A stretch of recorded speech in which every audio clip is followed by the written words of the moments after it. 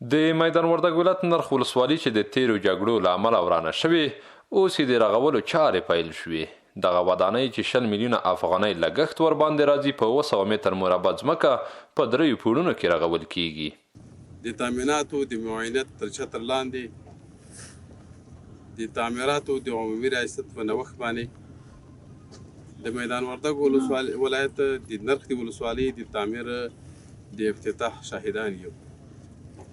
دا پروژه به تقریبا په 20 میلیونه افغانۍ باندې سرته رسیږي.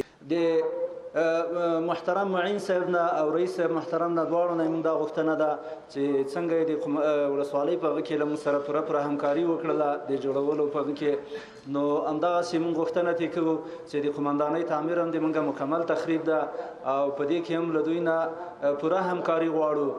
د نرخ ولسوالۍ اوسیدونکي د یادې ودانۍ رغولو ته زیات خوښ دي. وایي د دغه ودانۍ په رغولو سره به یې ډیری ستونزې حل شي.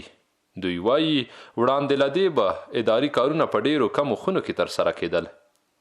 تعمیر څخه به ډېر سره خوشحاله یو ځکه دلته زموږ جای قید و مطاق یا دوه تعداد د ولسوالۍ ډېر زیاته په دې کې جای گنجایش نه و.